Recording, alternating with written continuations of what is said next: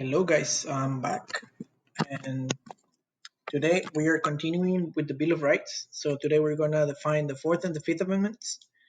And so what you need for today is your week 6, day 3 notes, your teacher absence work, day 3, your article 2 and your article 3. So it depends. If you're in my honors, you need to read both.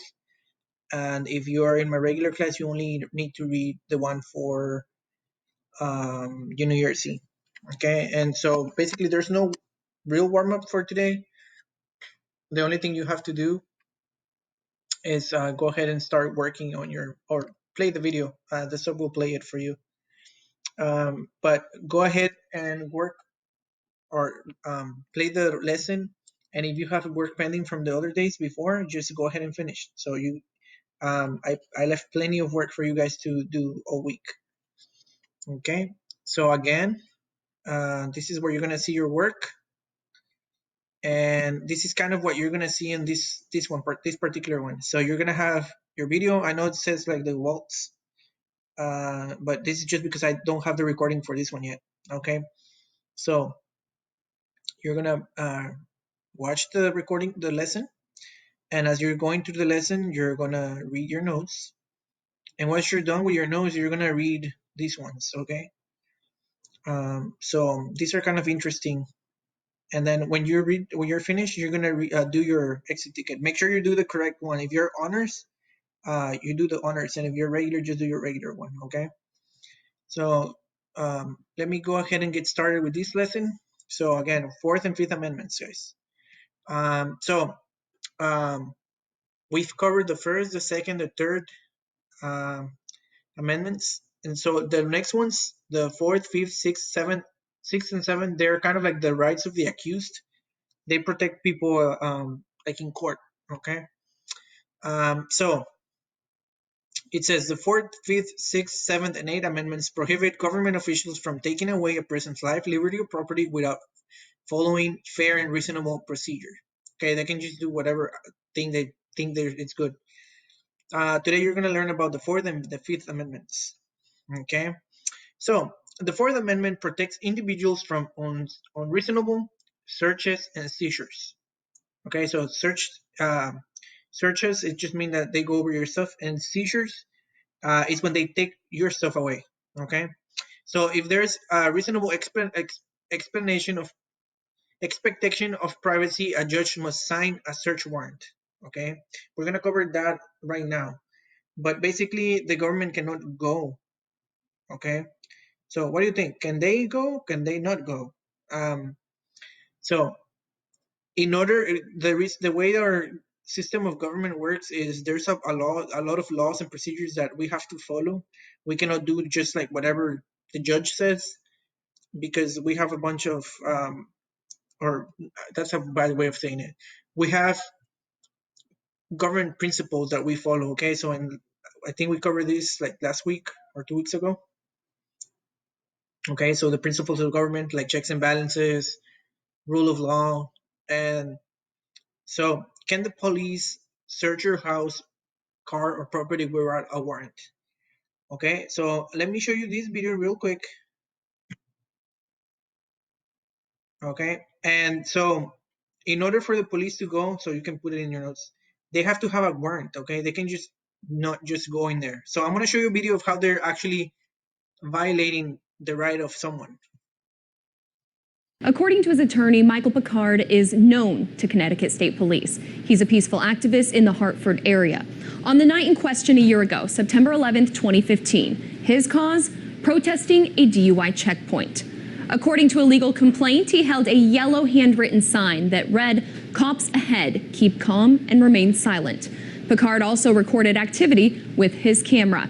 Here's one of the first recorded interactions with one of the officers. We'll call it "Who Knows Your Rights?" Police or protester? It's illegal to take my picture.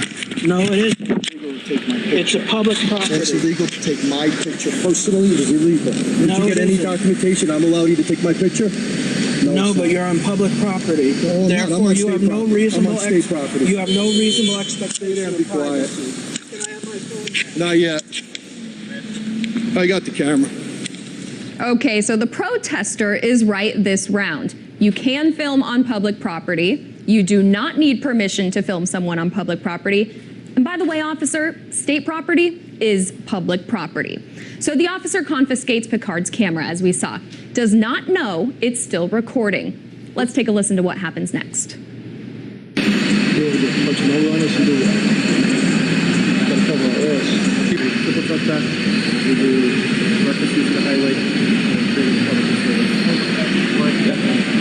All three are tickets, yeah.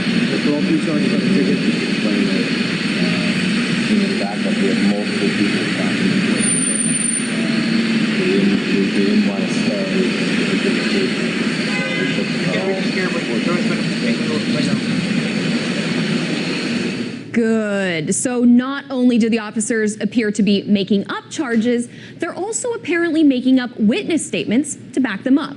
The Connecticut Supreme Court dismissed the trumped-up criminal charges against Picard, but now Picard and the ACLU have 3 real charges of their own: violating Picard's First Amendment right to use his camera, violating his Fourth Amendment right against warrantless seizure for taking his camera, and retaliation against Picard for his expression, another First Amendment right.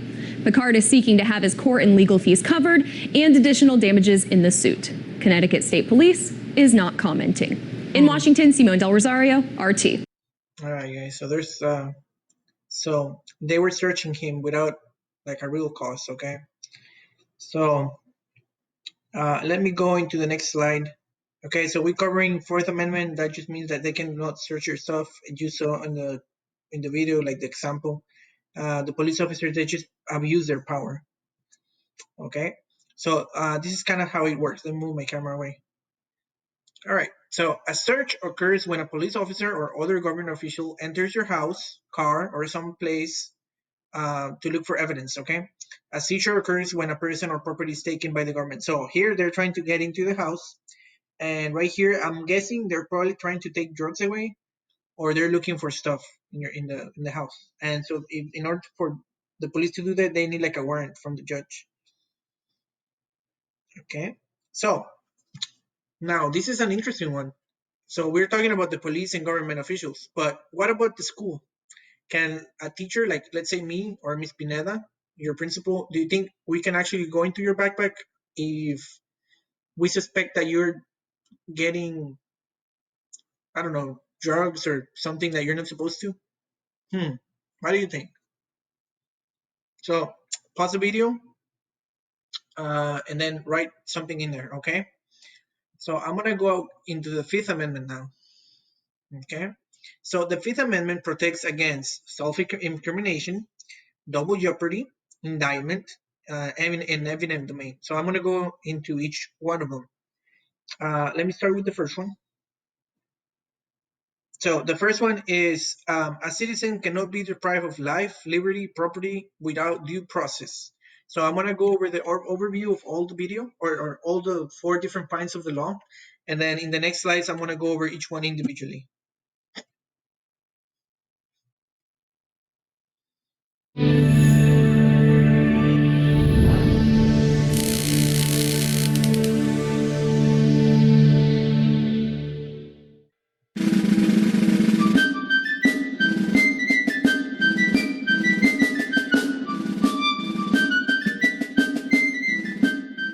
In 1787, when the Constitution was sent to the states for their approval, many were reluctant to sign it. The principal complaint was that there was no listing of the rights and liberties all Americans have. So the creators of the Constitution promised that one of the first acts of the new Congress would be to amend the Constitution to include those rights.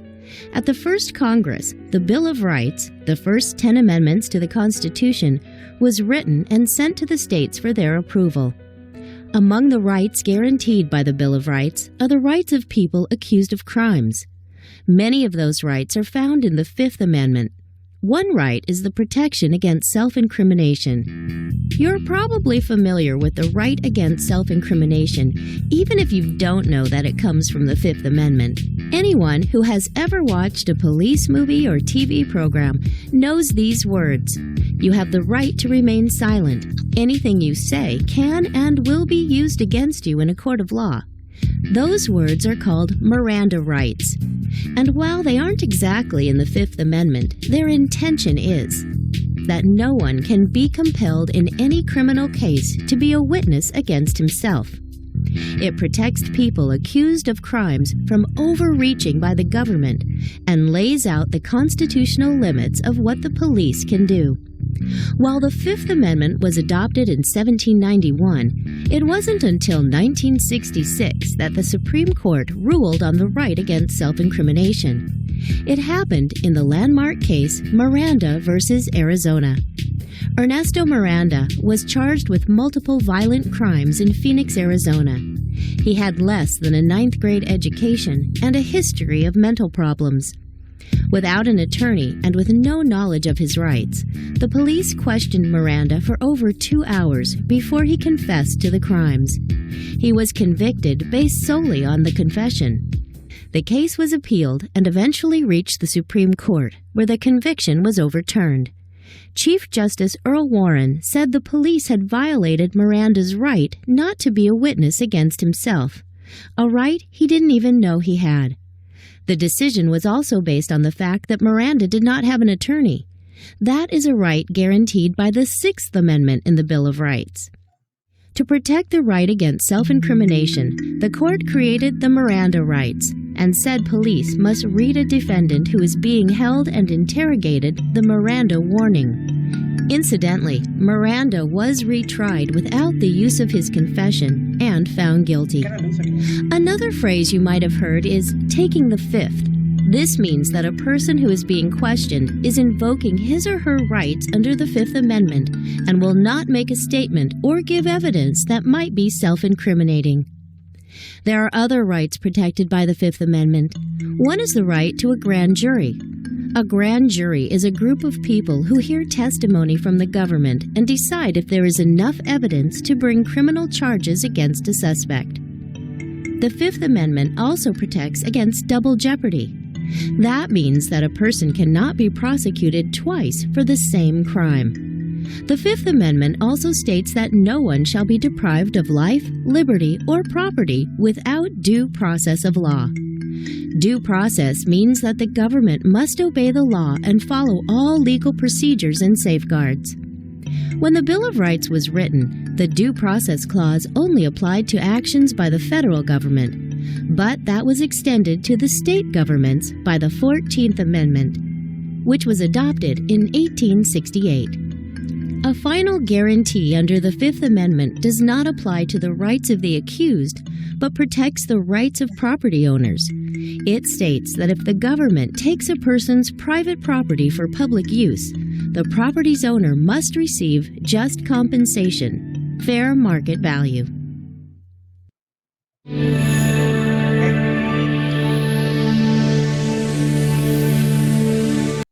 So we're gonna go over them. So that's just so you can see all of the parts of it. But let me close this first. All right, guys. So I'm gonna go over each one. And so the first one is self-incrimination. So this one just means like if they're questioning, like, did you kill this person, or did you slap this person, or did you commit this crime? You don't have to answer, okay? Because you're kind of like incriminating yourself. You're testifying against yourself, and so the Fifth Amendment protects you against that, okay? So you might hear this like on the video that I'm going to show you. He's going to say, I plead the fifth, I plead the fifth, I plead the fifth, okay? And that's just because he doesn't want to answer anything. So let me show you. This is kind of like self-explanatory, okay? And I think I misspelled this word, but sorry, it's how do you call it? It's a PowerPoint that I import, so I can't change it right now. All right, guys, so let me show you real quick. Mr. Scarelli, you did not. And I'm gonna maybe just put a little bit faster because he's gonna use it like several times. Provide the committee any written testimony. Do you wish to make an opening statement? On the advice of counsel, I will not be giving an opening statement. I want to ask you a few questions. What do you say to that single pregnant woman who might have AIDS, no income, and she needs Daraprim in order to survive? What do you say to her when She has to make that choice. What do you say to her? On the advice of counsel, I invoke my Fifth Amendment privilege against self-incrimination and respectfully decline to answer your question. You were quoted as saying on Fox 5 in New York, you were quoted as saying, if you raise prices and you don't take that cash and put it back into research, I think it's despicable. I think you should not be in the drug business. We take all of our cash, all of our extra profit, and spend it on research for these patients, for other patients who have terrible life-threatening, life-ending disease. All right, and sorry guys. So basically, this guy made fraud against a bunch of rich people, investors, like people that had money in there, and so they put him into Congress so he can testify. Eventually, he gets into jail, but this is just the context, okay? Diseases. Did you say that? On the advice of counsel, I invoke my Fifth Amendment privilege against self-incrimination and respectfully decline to answer your question. Do you think you've done anything wrong? On the advice of counsel, I invoke my Fifth Amendment privilege against self-incrimination and respectfully decline to answer your question. I just want to make sure you understand you are welcome to answer questions, and not all of your answers are going to subject you to incrimination. Do you understand that, don't you? I intend to follow the advice of my counsel, not yours. You gave an interview to a television station in New York where, if I understood you correctly, you couldn't wait to come educate the members of Congress on drug pricing, and this would be a great opportunity to do it. So do you understand you can waive your Fifth Amendment right? On the advice of counsel, I invoke my Fifth Amendment privilege against self-incrimination and respectfully decline to answer your question. It's your intention to decline all answers to the questions and invoke your Fifth Amendment right? Yes. Given that the witness has indicated that he does not intend to answer any questions, and out of respect for his constitutional rights, I ask now that the committee excuse the witness from the table without objection. So ordered. We'll pause for a moment as Mr. Shkreli is escorted out. All right, so let me close it. And so you can see, guys, he's saying the same thing over and over and over, and they can't make him talk. Okay, so if it's eventually they get him for some other stuff. But in this case, this is the example I wanted to show you. This is the best example I could find. All right, so the next one, a double jeopardy. So that just means that you cannot be tried for the same crime twice. Okay, so for example, let's say you get accused of stealing, I don't know, an iPhone 12. I don't know. What's the other one? Maybe one of those Nintendo Switch, PlayStation. I don't know. Whatever it may be, okay? So then you go to court, and then they found you not guilty, right? So they said, no, you didn't do it. But then the guy that's accusing you says, no, he did it. You just don't have proof. But the court finds you not guilty, and so that's it, right? They found you not guilty. You're free to go, and so then he's gonna try again, and because he found evidence or a video or something where you actually stole that piece of equipment or whatever. Well, he can't do that anymore because they already charged you or not charged you. Okay, so they can only do it once. If they don't get it once right the first time, that's it. Okay, so let me show you another video. This is Kyle. He invented One Wheel to destroy boredom. Turns out dangerous.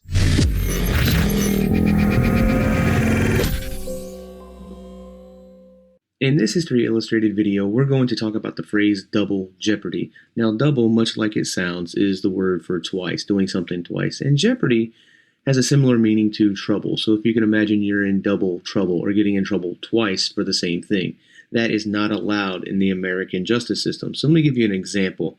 Let's say that you were out and you got arrested for something. So as you can see, there's some handcuffs. You are arrested. Then you go to court and they say, hey, you are guilty. We have the proof that you did it and now you are going to jail. This would be just the typical way that you would wind up going to jail or prison or something like that. However, double trouble works a little differently. Let me say, for example, let's start the process over. Let's say you're out, you get arrested once again, and then you go to court and they say this time, no, I'm sorry, you are not guilty. And the prosecutor who is trying to send you to jail is not happy with that. So they say, well, let's do this again. And then once again, they say not guilty. And then they do it again and again and again. They do this over and over and over, trying to send you to jail, but they can't. The idea of double jeopardy is to protect you from going to jail. They have one chance to send you to court and try to prove that you did it. And if they didn't do it, You do not go to jail. That is called double jeopardy. They cannot try or put you on trial more than once for the same crime. All right. So the best way to describe it is they get one chance. Okay. All right, guys. So these are kind of easy to remember. Now, the next one, this is a little more tricky, but it's not difficult, okay? So the indictment, that means a person cannot be tried for a federal crime without a grand jury. So if you saw from the other video, there's a group of people that get together, and basically they're going to analyze all the evidence, and they're going to decide if they have enough evidence to convict you of a crime. So let's say they're trying you for, I don't know, murdering someone, right? So you killed someone. And so 12 people, they have to look at everything that they have as evidence, and they're gonna say, okay, I don't know, we didn't find his fingerprints in the gun, he wasn't even there, no, he's not guilty, okay? Or they're gonna say, no, he definitely was there, he had the gun or he had the knife, and he has the blood prints or in his hands and everywhere. Then they're gonna say, okay, fine, you can try him. So these people are the ones that are gonna decide if they take you to a judge, and then the judge is the one that is gonna charge you. Okay, but first they have to go through a jury. Okay, a group of people. So let me show you now this one. In this video, we will discuss grand juries. A grand jury determines whether there is enough evidence to accuse or charge someone with a crime. But grand juries do not determine whether someone is guilty or innocent of the crime. The grand in grand jury means big. Federal grand juries are bigger than trial juries and usually have 16 to 23 members. You can think of a grand jury as a shield against unjust prosecution. Among other things, a grand jury is supposed to make sure that if there is no evidence, a person will not be accused of a crime. For example, let's say there was a robbery. The police investigate the robbery and they find a fingerprint. And the fingerprint belongs to David. The prosecutor will show the fingerprint to the grand jury and say, we want to prosecute David based on this evidence. The grand jury has to determine whether there is enough evidence, probable cause, to accuse David of the robbery. Let's say the grand jury decides that there is enough evidence to accuse David of the crime. We would say David has been indicted by the grand jury on the charge of robbery. The head of the grand jury will sign. So they're not in charge of charging you. They're just in charge of accusing you. So they're basically like pointing the finger at you and says, no, yeah, you can be charged. Okay, so there's a difference. And a document called an indictment, which charges David with the robbery. Remember, though, at this point, David is still innocent, but he has been accused of a crime. The Fifth Amendment to the United States Constitution guarantees a person's right to a grand jury for felonies under federal law. Some states also use grand juries. If you'd like to discuss grand juries or any other matter related to U.S. law, stop by the message board. All right, guys, so that's it for this one. Okay, so this it's only for so they can accuse you. Okay, once they accuse you and say, yeah, this guy has some dirt, okay, then they will send you to a judge. Okay, and then the last one, guys, this is eminent domain, and this one is about property. Okay, so when the government needs to do like a school or a bridge or something that is for the public good, they can kind of take away your property, okay, but they cannot do it just by itself. They have to give you some money or something. Okay, so let me show you this video, and they're going to show a Chinese, like somewhere in China where there's like I think there's like a bridge or like a highway, and they just build around it. It looks kind of funny, right?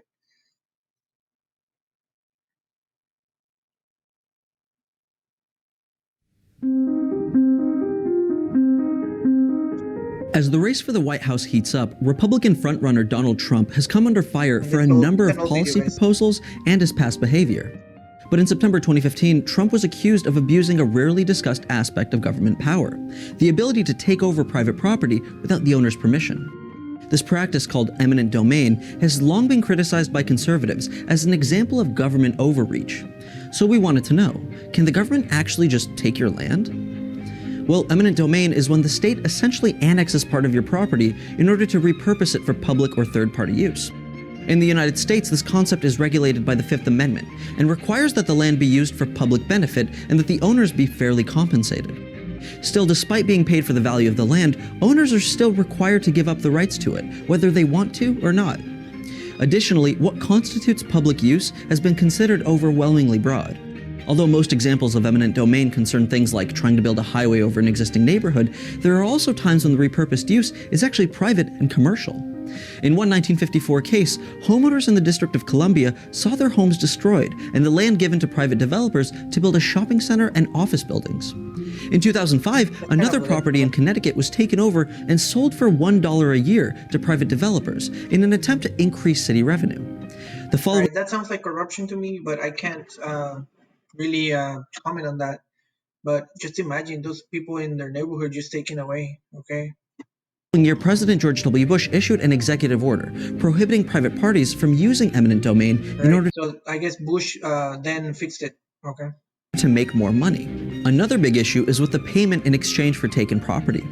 Although the Constitution says that there must be just compensation, what exactly qualifies as just? Currently, this is defined as the fair market value. However, problems arise when that value is extremely low, and it prevents those who are bought out from finding equally low-priced housing nearby. In one interesting case, an entire town in Pennsylvania was seized through eminent domain on the basis of safety. A mine Alright, so that's different, okay? They're doing it because people are in danger. fire threatened existing residents, and all the town's houses were condemned. Even the town's postal zip code was revoked by the state. But while eminent domain may actually seem like government overreach in some cases, in countries without it, massive problems arise. In China, homeowners who refuse to move when the government attempts to lay roads or build bridges have cost a considerable amount of money in construction holdups and workarounds. Many of them refuse to leave in an attempt to get more money out of developers, creating an unwinnable situation.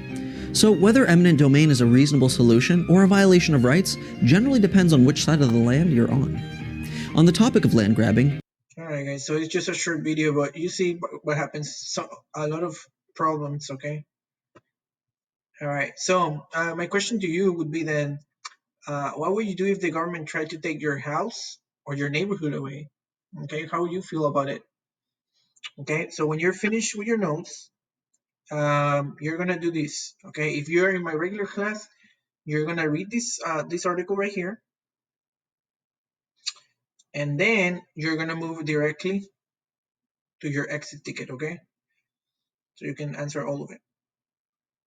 Now, if you're in my honors classes, then you're gonna read this one, and you're gonna read this one as well. Okay, and the reason why it goes more into detail. Okay.